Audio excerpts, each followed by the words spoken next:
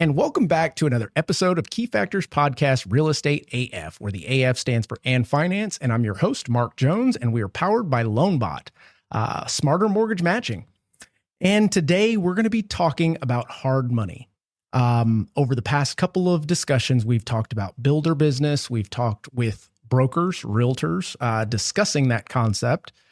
We even had Tommy Fryer with the Meritage Homes in here to join us and give his take on the building aspect of it. But I came across an article that struck me by surprise, and it kind of makes sense, but I've brought along a friend who's been on here a couple of times to get her take on all of this hard money discussion. So without further ado, let me introduce Jade Florez. Jade, how are you? Good. How are you? Doing well. So having you back, we're now at 30,000 subscribers, and there are probably some folks that didn't get to see any of your discussions before. If you could tell us a little bit about yourself. So I'm a mom of 4, and I manage a hard money lending company. Been doing that for about a decade. I've been investing also since I was 22. So I manage Central Texas for Longhorn Investments. Okay. And how did you get into that? Tell us a little bit more. Into hard money? Heck yeah. Well, because nobody really just falls into hard money. No. Most of the time people stay away from it until they know more about it, then they use it. Well, so I found out about it in an unusual way. So first deal ever when I was 22 years old, failed on it. Remember we kind of talked about that last time. But while I was failing on my deal, I had to learn more about hard money because I was in a hard money loan. Okay. So I learned all the ins and outs of hard money and discovered what I liked and what I didn't like, and ended up being an expert at it by the time we were done failing. Then flash forward about a year later after that, I got approached by a hard money lending company through a wholesale deal. Okay. So made that connection there. And then they flew me out to Dallas. Had no sales experience whatsoever, just, a little bit of my experience with the previous deal I had done with hard money. And they hired me on the spot, came home. We had probably 5 people in our company at the time. It was pretty small, 5 reps. And I just completely did grassroots. So I started with local RIAs. Do you remember the RIAs back in the day? Absolutely. Those are not so popular anymore, but they were back then. Went to local RIAs, met new investors, and built my business that way. Boom. Okay. So you mentioned something that I would rather you explain than me, which is the idea of wholesale. Do you deal with, number one, do you deal with a lot of wholesale? Number 2 probably goes before number 1. What is wholesaling? A lot of people talk about it, and not too many of the folks listening to this get that knock on their doorstep, but I want them to know what it is. So wholesaling, in short, is just a person who approaches a seller, right, and gets a property under contract for a certain amount of money, and they assign that for a fee, which is the assignment fee, to an investor like myself. Yep. And the investor pays the assignment fee and then takes over the underlying contract, and they close on it. So a wholesale fee is pretty much like a middleman. Yeah, exactly. Okay. Middleman, either one. But yes, I deal with them all the time because most of the deals that the investors purchase are typically some type of wholesale deal. That makes sense. So in today's market, are you seeing, so we've got, and I'll paint the picture of what today's market looks like. We've got, I'm not going to say high interest rate. We've got higher than what we've seen in previous years, but lower than what we've seen in most recent years. As far as interest rate goes, we've got buyer sentiment that is, I'll say they are on the fence. They're on the fence about what the future looks like. They're on the fence about moving forward to purchase that first home. But yet I have not stopped doing deals for investors since this started. And I'm seeing a continuous rise in that. Is it they're taking advantage of the market? What are you seeing out there in regards to, let's say, your pipeline and the folks that you work with? Well, production for 2025, significantly larger than 2024. Really? By at least 25%. Wow. And I do think it's interesting because the market has shifted for sure. But I will say production has gone up. So investors are definitely taking advantage of the fact that these homes are sitting. They're able to get it for a little bit more of a discount. At the same time, we're also, as investors, having to understand that the homes, when we sell them, are also sitting. That's right. So it's a give and take there, but they're busy. I will say people are still buying actively. And buying, it's a strange concept because a lot of folks out there, let's say on the real estate side and the home buyer side that tune into this show, are feeling that hurt, that squeeze of where am I going to get the next amount of money to suffice for this property that I want to buy. So they're holding off, and therefore the properties are sitting longer. We're not seeing prices drop dramatically like they said it would. And reason being is most of the folks that are listing still have a sub 3% interest rate. So is it really a harm off their back to let it sit? Not really. And I think what a lot of the consumers today are not understanding is the idea of investors are coming in, and we're not talking big box investors. We're talking mom and pop investors. The second time through however many time utilizing what they have available to leverage and build their empire, so to speak. That being the case, what do you think that the sentiment or the hold off in today's buyer is, and why investors are not having any problems going, I'm going to pull the trigger on that?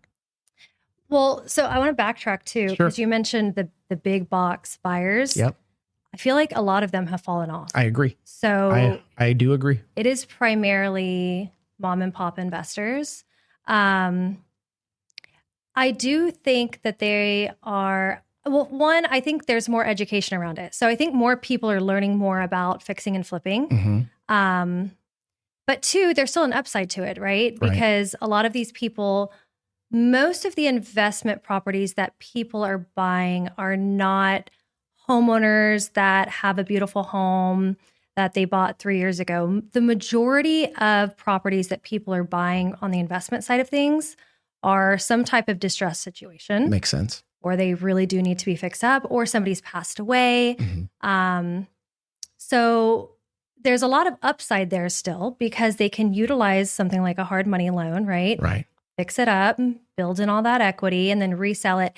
Again, they are sitting a little bit longer, but if they're getting good deals, which a lot of people are getting educated finally on how to actually buy good deals, there's enough equity to where even if they have higher days on market, they're still profiting. Okay.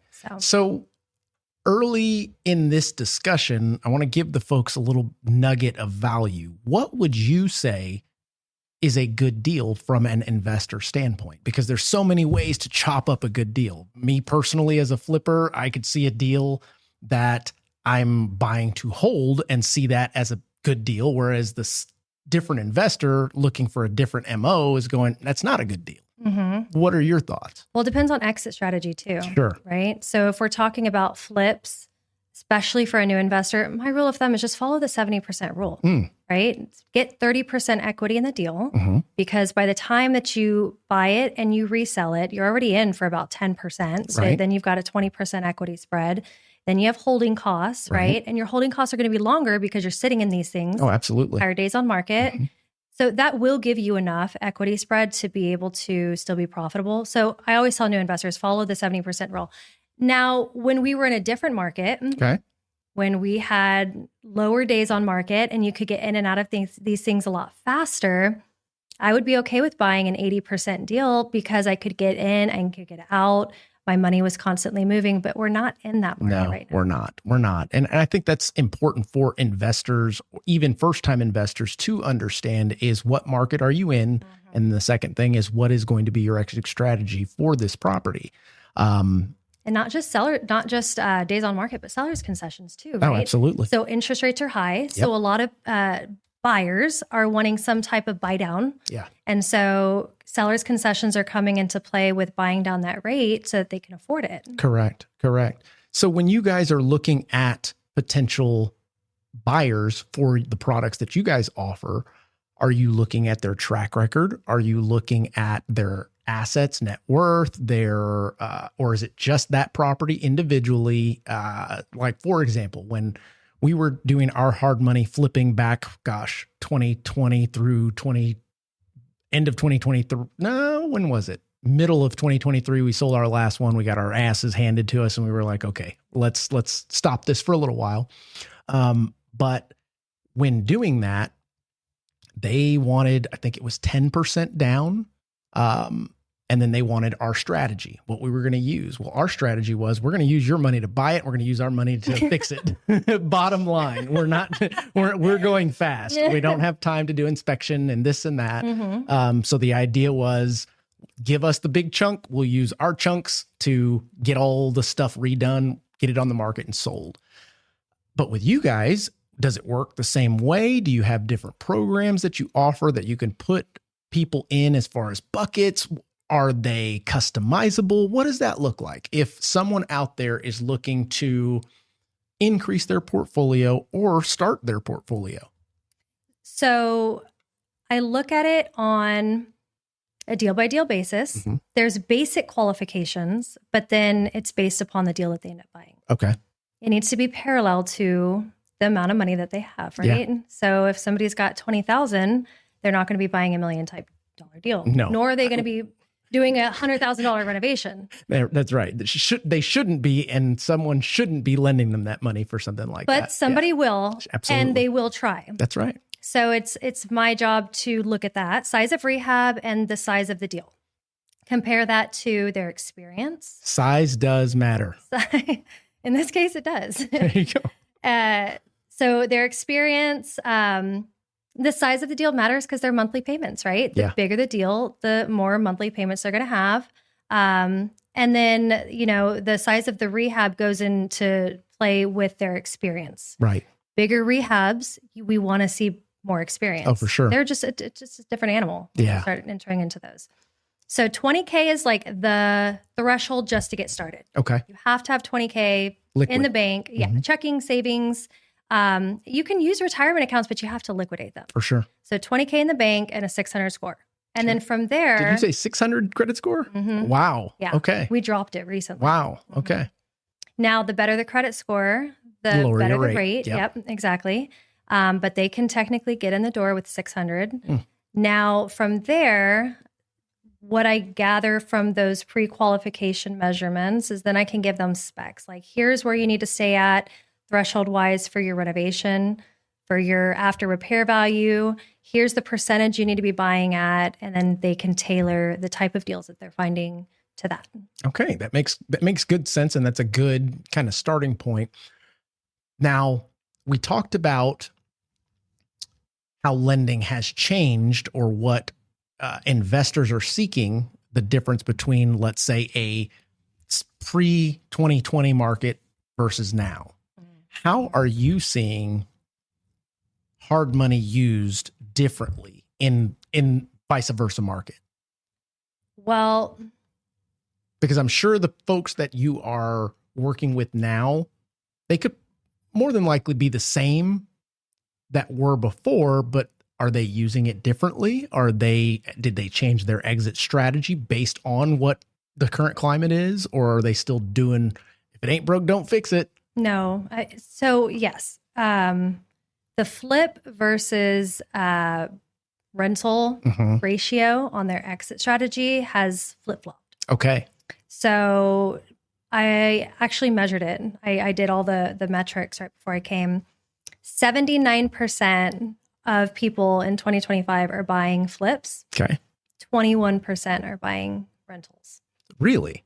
It is significantly dropped. But it's not just interest rate, right? There's other factors. Oh, for sure. Taxes, insurance costs has freaking skyrocketed. Yep. So all of those factors come into play with their PITI, which makes it hard to cash flow. Oh, for sure. Because rents are not, raising at the same speed. So flips right now are definitely taking the cake. Really? Now, in regards to flips, all of the deals that we personally found were someone told another person that we were buying houses, and they told somebody else that had either somebody pass away in the family, they were trying to get rid of the property. Those are the best deals. It's true. And we were helping them out, but they were helping us out at the same time. How are investors finding deals right now? I mean, maybe wholesale. A lot of wholesale. Yeah. A lot of wholesalers. Take us through that. What are they doing? What are you seeing being done? And you yourself, are you still flipping properties? Holding? Both. I don't blame you. So the holding part is hard. I will say though, on the equity play, that's all I can focus on right now. Okay. There's not really any cash flow. Right. So anything that I buy, it's all equity. Yeah. And then I'm just going to hold it until interest rates eventually when they decide to drop, or I can cash out the equity at a later date. Flipping is harder. I have a couple. I just got one under contract. They sit for a little bit. Yeah. It's just the nature of the game.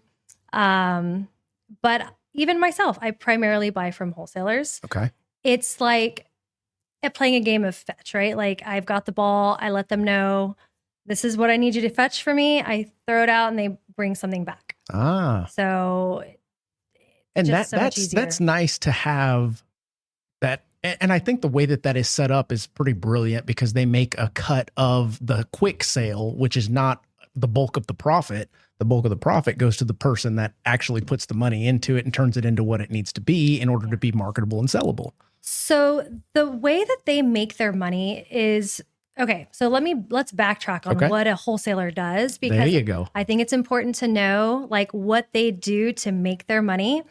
So imagine you do 5-6 months worth of marketing. Okay. They do mail outs, some door knock. Yeah. There's all different SEO, right? But they invest money and they invest time for months to be able to get a deal. Then they have to meet the seller, build rapport, negotiate with the seller. All of this can take, a wholesaler could maybe get one deal in 6 months. Wow. So then they negotiate the deal with the seller, and then they have to find the buyer for it, which is somebody like myself. So it's a lot of effort just to get a deal. And I think until somebody actually goes and does all of that, they don't understand the nature of what a wholesaler actually has to do. Yeah. I'm not talking about the daisy chainers who just like throw fees on somebody else's deal. I'm talking about the people that get organic deals. But sometimes these wholesalers I've seen $80,000 wholesale fees. Wow. Yeah. That's impressive. Yeah. Okay. Sometimes they're $3,000, sometimes they're $5,000, sometimes they're $20,000. Yeah. The spread that is built in is what the wholesaler has worked to build in.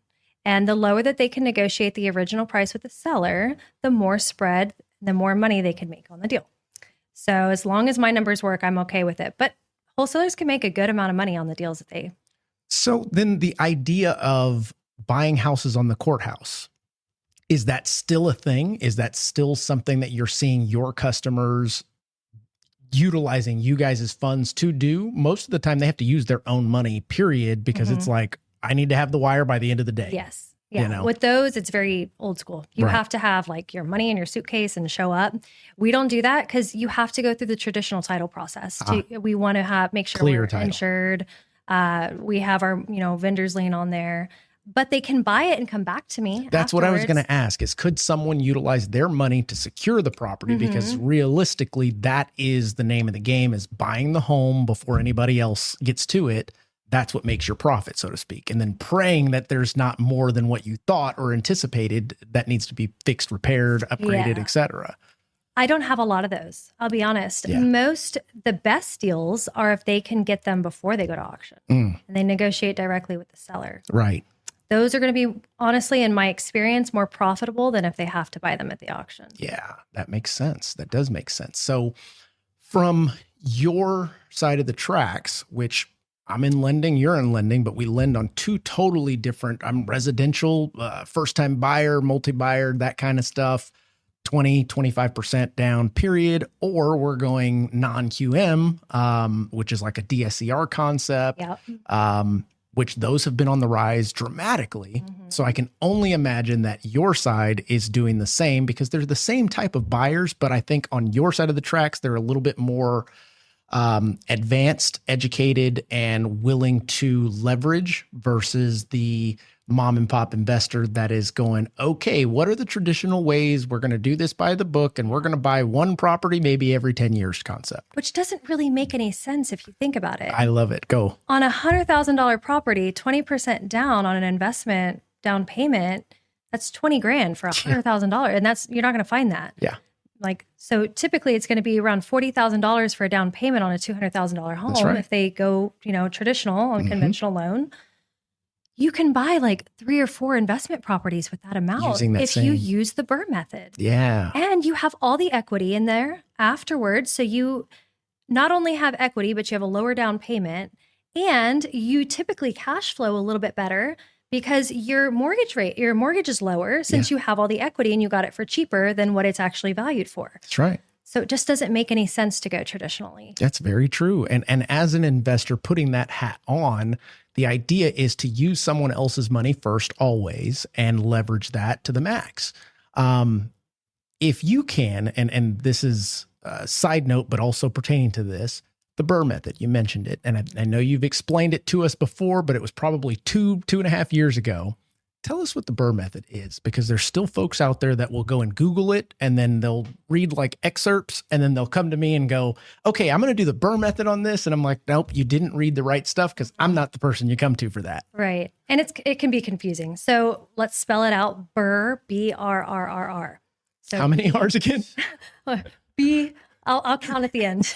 There's a bunch of BRRRR R's. method. So B is for buy. Okay.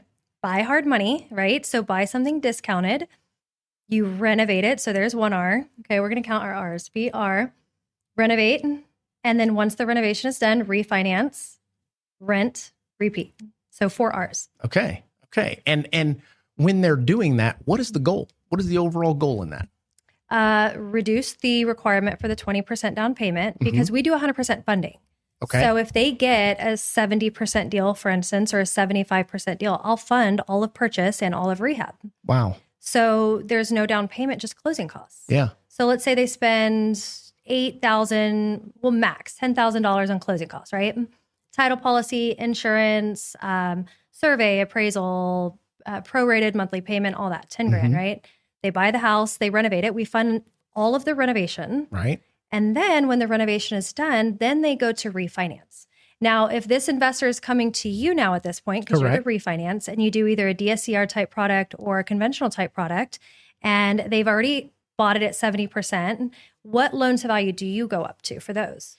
80%? It depends how many units. I mean, if it's a single unit, We'll then say single family home. single family will do 20%. So 80% LTV. So if they're in my loan at 70%, and they can go to you and you go up to 80%, they have a 10% threshold right now. So not only do they not have a down payment on their refinance, but they could potentially roll some of the closing costs into their loan because there's that threshold of 10% That's right. of equity, right? And in some cases, there's even more equity after the refi because of what they've done to the property 100%. that they can pull money out. So say use they for the go next deal. up to 80%, right? Now they still have 20% equity left over. Right. So all they really have, if they can roll their closing costs in, is the original $10,000 hard money closing cost payment, or the closing cost amount that they put out of pocket.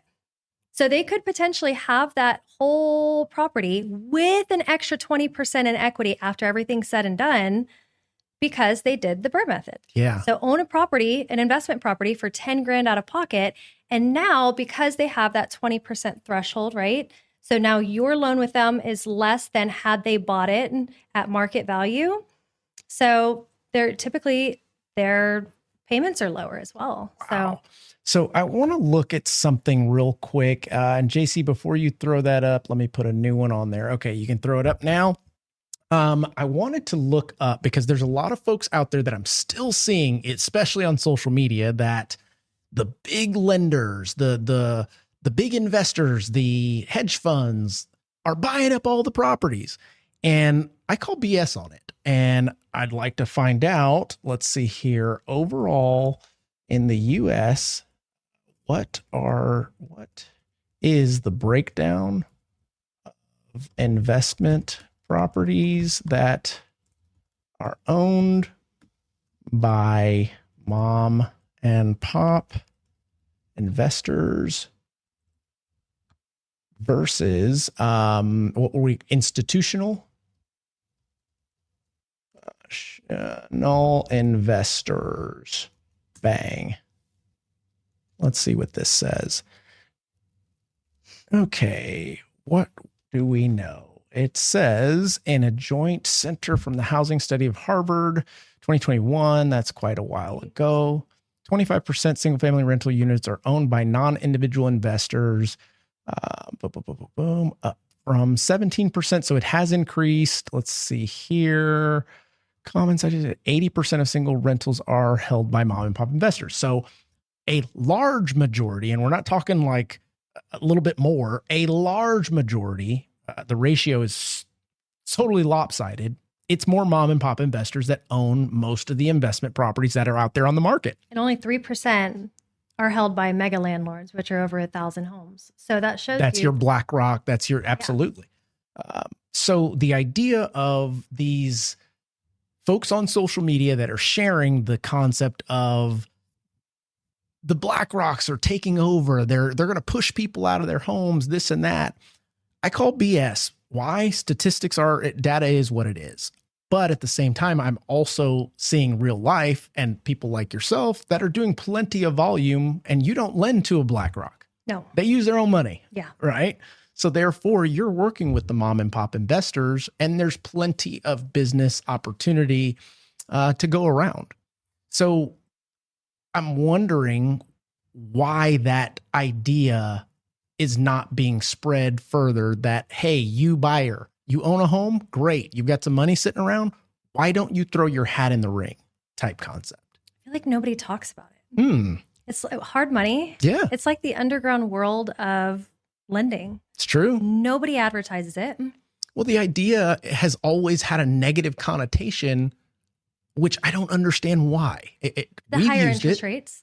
Yeah, but it is what it is. Yeah. As an investor, I go, wait a minute, higher interest rate, I get to use that as a write-off. It's very true. Their interest-only payments, it's 100% deductible. Absolutely. It scares people. I think the interest rates scare people. And I think people are becoming more okay with it because the traditional interest rates are raising. Yeah. So they're like 7%, but a hard money loan is, 10%. Oh, that's not that much more. Yeah. But back then, interest rates were 3-4%. Correct. So an 11%, 10% hard money loan was like, whoa. Yeah. You're taking advantage of us. Good point. So the gap has definitely closed. So as rates are higher, is hard money equally as higher like it was when rates were at threes? Or no, right? No. So that's what I'm seeing on the non-QM side. It's almost what they are in traditional financing. Yes. And it's like, guys, use this as much as you can, because at a certain point, the other rates will come back down, and then you can start buying and holding again. Or use this money to do that, and then to acquire, and then use that money to BRRRR out of it. You can always refinance too. Absolutely. I mean, you're not stuck in a loan forever. No. But yeah, no, I agree. And I think, so the gap's closing, people are becoming more okay with that, more comfortable with that. But there's not enough education surrounding how to do things the non-traditional way of buying, renovating, refinancing. Everyone's taught to buy a home, 20% down, and just continue to do that. So I do wish there was more education. Yeah. I just don't know. Well, I've got this article. These two guys here, this is really what struck this conversation. Headline, real estate investors explain why they're willing to pay nearly double in interest to work with private money lenders, which you would consider yourself private money lender, right? Yes. Right. Yeah, that's hard money. Look at these two clowns. They're making money, just so you guys know, taking risks. Mike, I can't even say his last name, Gurius, I don't know. And Kevin Hart, not the original. I'm like, why does that name sound so familiar? Wait a minute. Okay, and these guys are out of Kentucky. Let's go into this. I'm not going to read the whole thing. And says the G-Man told Business Insider that compared with working with traditional lenders, there's a lot less paperwork and a lot fewer hoops to jump through. Yeah. He and Hart would quit their W-2 jobs to invest in real estate and pursue financial independence, do wholesales, and flips primarily in Louisville, Kentucky. What in the heck is a hotel? So it's similar to a wholesale. The only difference is they buy it and they'll just resell it without doing any work to it. Or sometimes they'll just do something very cosmetic. Okay. And then put it on the market right away. Okay. So a quicker flip. Yes. And a lot of times wholesales will go to another investor. Okay. And not always. Sure. But a lot of times when I've done wholesales, I will just sell it to another investor. Makes sense. Okay. They also own more than 20 rental properties, including short, mid, and long term, which BI verified by looking at settlement statements and closing documents. So they're not full of it, guys. They are the real deal. So the G-Man noted that there are three main ways to borrow money in this industry: through private money lending, hard money lending, or a traditional lender. Traditional lenders generally offer the lowest rates, while hard money lenders tend to be most expensive. As of right now, having this conversation, what we are seeing is interest rates between 10 and 12% with private money lenders. Hard money lenders we're seeing around 11 to 13, and usually they're a little bit higher just because they're actually going to have some staff and office building. And if you went through a Fannie Mae or Freddie Mac, interest rate could be anywhere from 6 to 7%. Let's see here, working in PMLs and closing deals quickly. While private lenders can't compete with traditional lenders, no cost, they can offer speed. And the importance to this guy with the G and Heart are closing deals weekly, meaning they're buying, they're in buy mode, they're bullish, they're attacking the market. We do our own inspections because Kevin has all the experience, and we don't need to do appraisals because we're working with off-market sellers who are happy to work with us on the price. He went on to say things can just move a lot quicker, and it's what allows us to buy properties in a matter of days versus a matter of weeks, which makes good sense. So let me continue. G said that fastest they'd ever closed a deal was 8 days, whereas working with a traditional lender would take up to 30 days and require more paperwork and headaches. I'll end it there. How accurate is what they're saying? So there's a lot to chew. There is, yeah. So if you go back up, so for instance, tell me when to stop. A couple of different things. You can stop right there. So the difference between private money and hard money, typically in what we are technically a private money lender because it's our own capital that we're lending out, right? Yep. The way that they're using this term is private money lenders would be like attorneys or people that have money in like a self-directed IRA, an individual. Yep. But you also have to remember that with private money lenders, their money is capped. Yeah, that's true. They don't have an unlimited supply of money. So, if they have $1 million, that's only going to go into maybe 3 deals. That's right. And then they're done and they have to wait for you to sell that house to be able to do anything else. That's right. Hard money lenders, we have an abundant amount of money. You can do as many deals as you need to continuously recycle, Makes right? good sense. Yep. Interest rates that he's saying, that also depends on experience and loyalty. So hard money lenders do go as low as 10.5, which is comparable to private money lenders. Absolutely. And yeah, it can go up to 13% depending on how qualified you are. Now, closing time frame, yes, it's a huge selling point for private and hard money to go that route because, I've closed a deal in 48 hours. Wow. So fast. Wow. Mm-hmm. Yeah. Go into foreclosure and you have to get that wire out to save that person's house. Sure.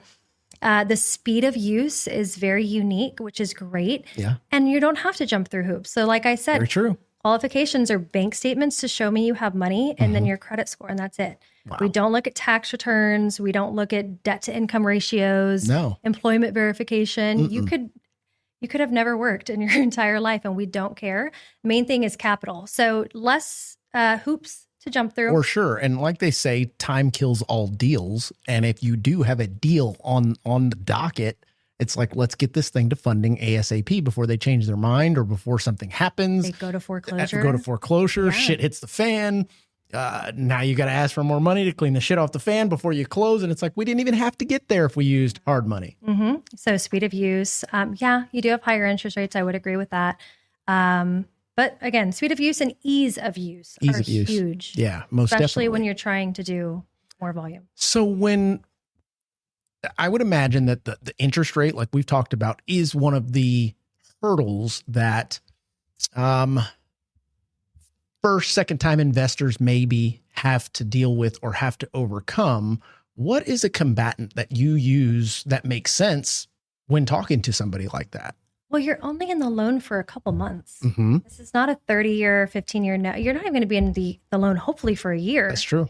And if you are, that's not a successful flip. I totally agree. Like, you should only be in my loan for anywhere from 3 to 6 months. Yeah. Okay. And if it goes on longer than that, something had to have not gone right. Right. So, and essentially they're paying interest only on the deal. So I don't know, doing some round math, they're adding, let's say the interest payment for round number purposes is $1,500 a month times 6. We know what that is. And essentially, JC, if you don't have this on the screen, don't put it on the screen. Let's see here. Times, let's say worst case scenario, 7 months. So they paid $10,500 in interest. Their closing costs could have been negotiated and paid by the sellers. Is there a cap on these kind of deals in regards to seller contributions? Like, for example, when we're using non-QM, well, I'll start with traditional. Traditional, anytime you mention investment, max you're going to get is 2%. Doesn't matter how much you put down. It is what it is. Conventional deal. Going the non-QM, I haven't seen a cap on it. On your side, what does that look like? we don't want them to net below 100%. Okay. We want them to have a little bit of skin in the game. Mm-hmm. Because we're funding all of purchase and all of rehab. Yeah. The people that don't have any skin in the game are way more likely to say, you know what, you can take it. That's right. You can foreclose. Yeah. And that's not a good spot for you guys to be in. So that leads me to another question randomly. Are there telling signs that you have experienced in doing these types of deals where you can go, oh shit, this wasn't a good loan. This wasn't a good investment? Yes. Typically newer guys, or how would you say it? They know it's not, and they will continue to do those serial defaulters. Okay. You can usually tell if the rehab is too large. They don't have enough capital. They don't understand what they're doing. They're relying on the contractor. Typically the people that just don't do enough research, and I can see it from a mile away, and they're relying on everybody else to do it for them. Right. Not understanding that all of those people are financially invested in it. They're making money off of you. That's right. They're not here for your best interest. And those are typically the deals that go wrong. Naive and lazy, in my opinion. Yeah. So I tell you what, could you give me an example of a shit show that you've experienced recently? Oh God, I have so many. Bring it on. This is what they want to hear. My God, let me think of one recently. All the foreclosures are shit shows, if we're being completely honest. Yeah. I had one that I did not realize was like a serial type, whatever you want to call it, bad borrower. Okay. There you go. That's what we're going to say. Yeah. Okay. So they worked together. So the realtor also acted as a wholesaler, but he was partners with the borrower. Oh, okay. These were guys out of Austin. The realtor would put a large assignment fee in there and cash them out on the front end behind the scenes. Okay. So then the borrower is all in at still 100%, but he got a big lump sum with his realtor partner on the front end. Then they also act as the contractor. So they built in GC fees into this renovation. So, but they're not doing a great renovation. So they're basically making revenue from their own deal.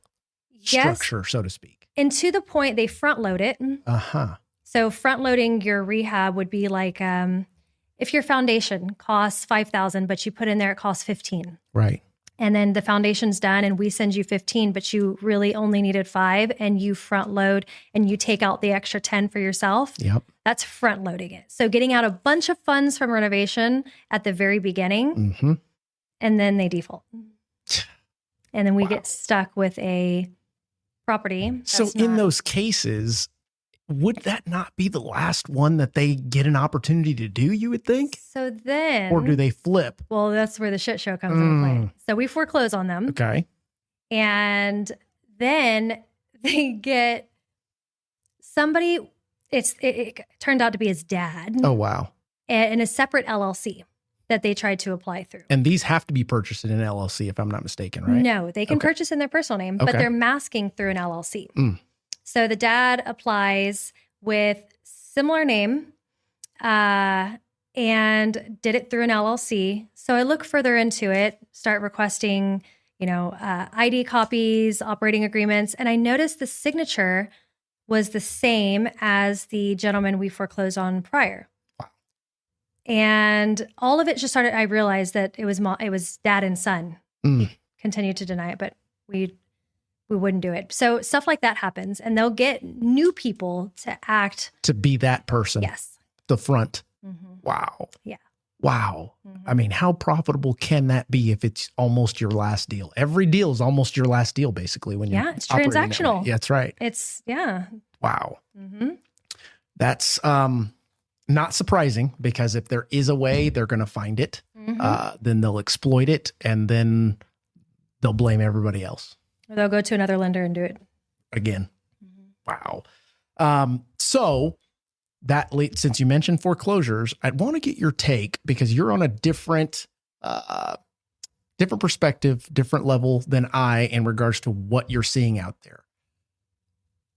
A lot of folks are believing, hypothesizing. I don't know.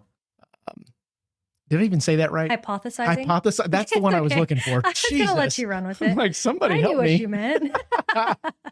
So this hypothetical scenario, no. Some people are predicting that there's going to be a wave of foreclosures, but they're going to come from the new construction side of things because they're seeing all of the properties that they're going up against still having to build. So they're having to lower their price to get it sold. Let's say if you purchased within the next 6 months and then you have to move within the next 6 months. Well, that builder's still building. So there's no way that someone's going to come in and pay you what you paid for it if they can just go get a brand new one. Oh, okay. See what I'm saying? Totally out of my sphere. I'm so curious. And that is what I'm seeing as the future of where foreclosures will come from, simply because, you gave them this low rate, but all that money was packed into the price of the home. And you as the builder has to continue to maintain that while the person that is selling in your neighborhood, there's no way they can compete with you as the builder. So they have to drop their price, i.e. in that scenario, basically selling it for a loss. On your side of the tracks, you're dealing with a lot of individual investors, a lot of pre-owned properties for many years, most cases. What are your thoughts on the future of foreclosures, near future, that kind of? I mean, have you seen an uptick in traditional foreclosures? I personally have not. I haven't seen that either. I'm not getting like a crazy amount of investors coming in that are buying foreclosures right now. Okay. And that's kind of what my question was, is you'd probably see it first before anyone because the people that know about it will scoop them up most of the time before they even hit the market. I haven't done enough research to see what the actual statistic is for foreclosures this year in the real world. Mine is really just the hard money world. Right. But I haven't seen a huge amount of, like you said, influx of people buying foreclosures per se. It's always been a source. Yeah. It's inevitable. It's just a source, people are forever going to be in some type of situation where they have to, or they get foreclosed on, or they have to sell before they get foreclosed on. True. It's always been a source. I haven't seen that dramatically increase to where it's raised red flags. Yeah. I have seen a little bit of an uptick in foreclosures on the hard money side, I will say. Okay. Investors that just get in over their heads. Yeah. So And that's a lot of improper planning. Would you say that it is not doing enough legwork in the beginning, or too many surprises, lack of experience? I mean, there's a ton of different reasons as to why, but what do you think that the reason for that is for this new wave of hard money foreclosures? I would say number one would be getting in over their head, trying to do too many large rehabs at one time. Those typically go south. Yeah. And so we try to limit those for the borrower's own interest. Honestly. Yeah. And we did two at the same time, and it was a cluster, or using the same GC, same crew. It's like, okay, now they're going over there. I wouldn't recommend it either. And they get excited and they feel confident because they've done several and they want to scale, which is understandable, but it becomes really hard when you do multiple. I'm talking 3 or 4 big projects at a time. In addition, and this is not a bad thing or a great thing, but you guys make it so simple to get a hold of this money that they feel like they've already won and they haven't done shit yet. It's the confidence. Does that make sense? Yeah. They were able to capitalize on the property with very little down. They came in with a game plan to refinance it, or to rehab it. I'm sorry. And at a certain point, like you said, life happens, and oh shit, the foundation does actually cost a little bit more than what we intended. Yes, the financial management of multiple large projects, because the bigger the project, the more capital you need, inevitably, right? Yes. Money is moving around at a much faster and larger pace. Sure. Especially when you have multiple at a time. So that, the second thing I would say is the inexperience, relying on other people, not doing your due diligence. That's big. Yeah. And then the third would be giving money to contractors. Yes, that is. Yeah. Let's talk about that for a minute. Because for me, I was super, super lucky, blessed, call it what you want. When we set out to do this, I had a buddy from high school that I trusted with everything and said, hey, this is how it's going to work. We're going to go in, we'll buy the houses, we'll front the rehab money. You handle all of the rehab, all of that stuff. We'll chop it up right down the middle, 50-50. So there was really no additional incentive for him to screw us in any way, because he's really screwing himself. Everything was split the profit? Absolutely. Okay. Right down the middle. So it's like if you're going to inflate your cost on this side, well, then it's going to come out in the wash. Yeah. There is no way to hide that. But if that contractor has zero skin in the game, well, yeah, invoice says 15,000. All we have to go off of is we can't do that, so I guess it's 15,000 type concept. Which is how most people do it. Yep. The problem is the lump deposits, the lump sum deposits. So my contractor needs a deposit of 15,000. You give that contractor 15 grand, and sometimes what happens is that 15 grand gets applied to somebody else's project. Yep. And if something happens on the other person's project, then they don't have that money, because most of them are not set financially, capitalized, right? Well capitalized. And then they don't have money to start or do the thing that you paid them for on your project. That's right. So then your project either gets delayed or it just never gets done, or they disappear, which is usually what happens. That's right. I compare it to like back in the day when I worked at the bank, people would do the same thing with checks. They'd deposit a check over here, then they'd go over here and they'd write a check to their other bank account, and it was just floating money from account to account. So you're floating money from project to project, hoping it doesn't catch up. And at a certain point, it'll implode. So the way to mitigate that is not give large down payments. I pay when the work is done. That's right. That's right. That is a great tip for most that have not done it before. If you are starting a project, number one, make sure that you get plenty of references on the contractor. Yes, that's big.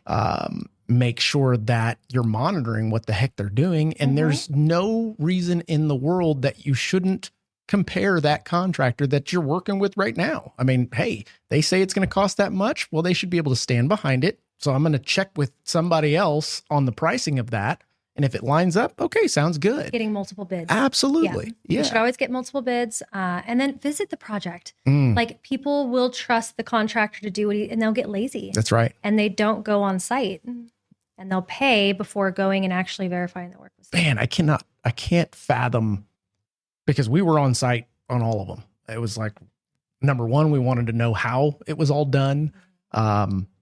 I can't imagine, but at the same time, I kind of can, because you've got a chunk of change that you want to grow. You've got your normal job, let's say, that you do on a day-to-day. This is the money that's supposed to be working for me. I'm not working for this money. So therefore, I'm going to continue what I'm doing, and I'm going to put the shades on over here. Man, I can see how that would happen. Yeah. It usually goes wrong. Yeah. I think I've gotten through just about everything. JC, what are we at time-wise? All right. So this last, let's call it 10, 15 minutes. What do you want to talk about? What do you want to tell us about in regards to your world? Some updates, some stuff going on the hard money side, flipping side. Let's see. In regards to and this will be my last question, then I'll give it back to you. Sorry, I thought of something. Squirrel. Yeah, totally. It's okay. Totally. So the idea of buying and holding versus flipping properties. Okay. Are you seeing, number one, do you guys invest in multi-units? And number two, are you seeing a rise in that concept? Because as we're hearing and seeing, there is a lack of affordability in regards to those type of homes, or homes in general, for not necessarily first-time buyers, but even just the rental market of things. So no, I have not. Okay. Primarily still single family. Single family. I forgot your first question. What was the first question? The first question was to do with multifamily. I don't do very much of them at all. Oh, But do you guys lend on them? Yes. Okay. 1 to 4 doors. Okay. Anything after that's commercial. Gotcha. I don't do a whole lot. Really? I don't have a whole lot of buyers for them, which is surprising. I'm shocked at that, because, like, for example, Austin, I'm hearing that's what's happening up there because of the way that it's growing. Really? They're just stacking people in to these new concept unit type things. I've maybe done 1 single family in a whole quarter. Wow. Not much at all.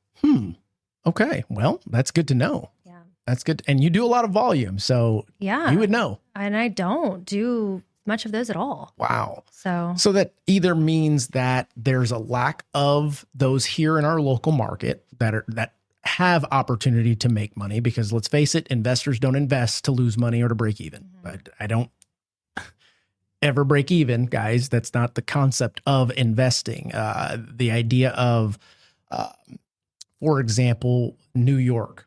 We don't live there, thank goodness, but they're talking about making the rent ceiling, or whatever. What is it called? It? Yes, pretty much. You can't raise your rent. What? But the idea is, like, do you guys realize that you're not going to get any other investors to come in there to buy your properties that these folks will rent from if they can't make money doing it? Well, then, where is the source of housing coming from if people can't afford to buy homes? Right. And you see that 80% of people are the ones. That's right. Mom and pop investors. That's So exactly if you right. cap them out to where they're having to come out of their family's pocket. That's right. To pay for you to live there, you're going to reduce the amount of people that want to do that. And then where's your sourcing of housing coming from? That's right. And I was talking to somebody recently about this, and it was like one of those tug at your heartstrings, because there's people that can't afford it. Totally understand. I empathize with those people.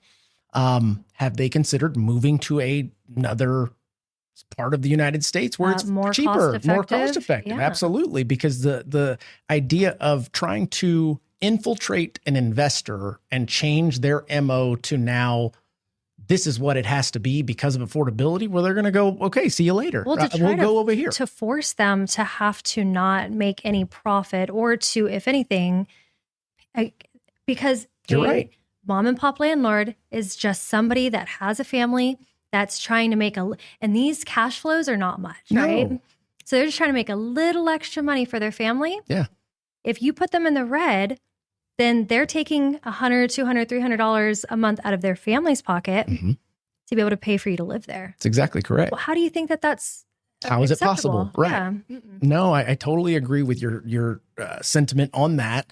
It's just getting folks to understand the basic economics of it. The driver of these properties moving in the first place is the fact that an investor sees an opportunity for their money to make them more money. And like we said, 80% of them are mom and pop. So it's not like this could be their whole life savings that they put into this property, hoping to get that residual back after that original investment is paid off. Now they're living on that minus taxes, minus insurance, et cetera. But putting a cap on it, I mean, how can that even work? I feel like that shouldn't be legal. JC, do you know what it's called? What is it called that they're trying to do in New York? Free rent. I'm not going to say free rent. Let me see here. Even like the foreclosure process, I think people have a weird understanding of that as well, or a weird impression of that, because I've personally been through it, and I can't remember exactly where, but I can tell you Texas, and every state's a little bit different, but they make it very easy for tenants who understand how to do certain things to stay in a property without paying for it. Right. So imagine my family, right? I've got 4 kids that I am taking care of. And the rental properties that I have, if somebody stays in that home and they're not paying me for 2 or 3 months, we'll say it's $1,500 a month. That's what, $3,500 bucks? Yep. No, what is that? $4,500 bucks that I've just taken from my children to be able to pay for you to live there for free. That's right. Rent free. Rent freeze. There you go. Rent freeze. New York. Okay. What you're referring to is New York generally under umbrella term rent regulation, more specifically a term Housing Stability and Tenant Protection Act of 2019 is often cited for recent major reforms in landlord-tenant laws in New York State and within New York City. Part of the state, 2 key programs are rent control. That's what I was looking for. Rent control. Strict cap on the rents for certain older units. And rent stabilization. And I think what they're essentially saying is these investors have owned these properties for so long that they're already made money. They've already made enough money. How do you know what their life is like? Yeah. How do you know what their expenses are? How do you know what any of this stuff is? But it's almost like you're penalizing someone. I said penalizing instead of penalizing. What a weirdo. That was a little weird. What a weirdo. I say refinance instead of refinance. Anyway, how is it that we are capping the potential for something that we're at the same other end of our mouth trying to educate others to actually do to better themselves? It's like, well, why the hell would I do that? They're like, well, you figured out how to do it. So now exactly. you need to take care of all the people who, can't afford it. That's exactly right. Yeah. That's nuts. Yeah. That's nuts. So yeah, I just wanted that popped in. I'm like, now seems like a good time to talk about New York. That's why we live in Texas. That's right. That's right. So I've gotten through everything that I wanted to ask. I think that there's plenty for the folks listening to dabble on and to actually utilize. Yeah, I feel like you went through quite a bit. There was quite a We bit. talked about wholesaling. Yes. The difference between private and traditional hard money financing. Yep. How to get started. The BRRRR method, which we spelled out and found out it really only has 4 BRRRRs. And it's not really BRRRR. It's more like BRRRR. It's like BRRRR. There you go. And then, but not Nicki Minaj, like BRRRR. No, not like there you go. Like a BRRRR. Love it. Yeah. So now they know how they can buy a rental property with only 10 grand. Yep. Instead of having to put 20% down on every property that they buy. Absolutely. Right? Maximize the amount of money that they have by leveraging the right way, not the way that everybody tells them to do it, but doing it the right way. Buying more rental properties, building their cash flow, building their equity. Those are like little banks that you can set yourself up with. That's very true.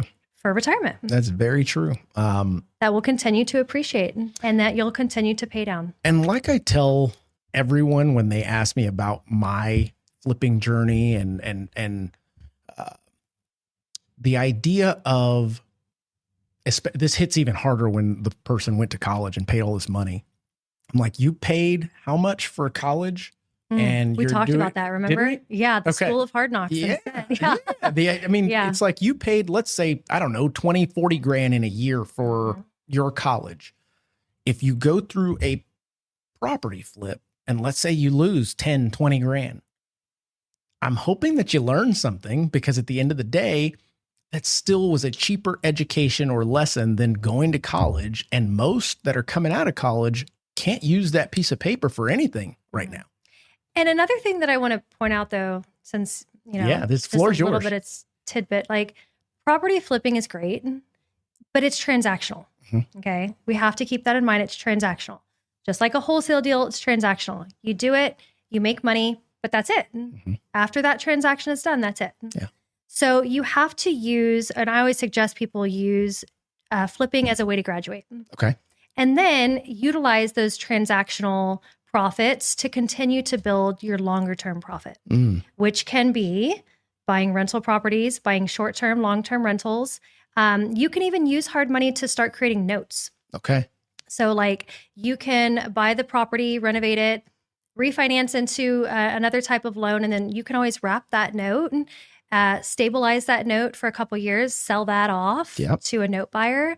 But that's cash flow right there as well. So there's a long-term strategy to continue to build wealth, but flipping can be utilized as the interim transaction to be able to build your capital to do that. Yes, that was well put. That is very well put. Jade, it's always a pleasure. Is there anything else you want to tell these folks out there? Call me. Okay, there you go. So I will put Jade's information into the description of this episode. So if you guys out there have questions about flipping properties, if you have questions about what it takes in order to do that, maybe it's something that you've done differently before and want to get somebody else's take in regards to an expert's opinion, reach out to her. I'm working on getting her to become the national hard money lender for LoanBot, so you may see a lot of her. That being said, guys, Jade, I want to thank you again for joining me on this discussion. And the folks out there, I promise you as my commitment to continue bringing experts from all different angles of this great industry we call mortgage and real estate. That being said, we will catch you on the next one.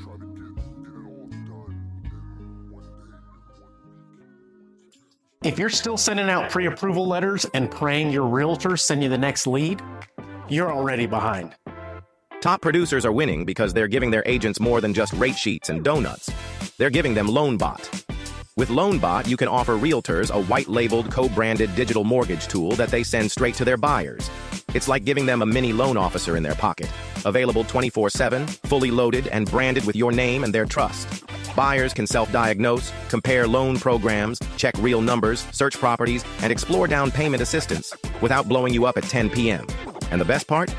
You see everything, every scenario, every lead, every milestone. You're looped in the whole way. LoanBot isn't a widget. It's the referral machine you've been waiting for. Here's the deal. Your realtors can get it from us directly for $9.99 a month. But it'd be in your best interest if they got it from you. Either way, they're going to get it. White-labeled, co-branded, transparent, and more. Sign up for your demo with our team of innovators.